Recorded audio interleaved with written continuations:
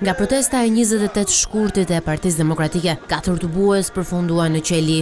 Në Prangaran, Leonardo Marku, Robespierre Dervishaj, Doris Rista dhe Sergej Rapo.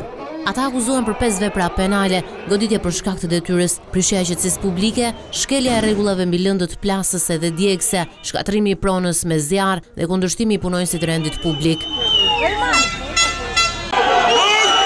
Ndryshe nga herët e tjera, për herë të parë, Blu dhe kryeqytetit referuan në SPAK deputetin demokrat Klevis Balliu për organizim dhe pjesëmarrje në manifestime të paligjshme. Policia e Tiranës njoftohej se protestuesit kundërshtuan uniformat blu duke hedhur lëndë piroteknike drejt tyre dhe nga ana tjetër, duke sulmuar vilën e Enver Hoxhës në kryeqytet, vunë në rrezik 7 shtetas të huaj që ndodheshin brenda ambienteve. Rreth orës 21:30 drejt mbylljes, militantët hodhën fishek zjarr dhe molotov në vilën e ish diktatorit në ish blok, duke shkaktuar alarm te vizitorët e huaj.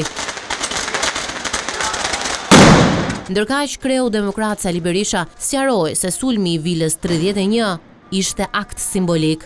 Në shtëpinë e ish diktatorit banon Edi Rama dhe kjo gjalli një revolt të pakufishme dhe bëri që ata t'i përvishën asaj banese.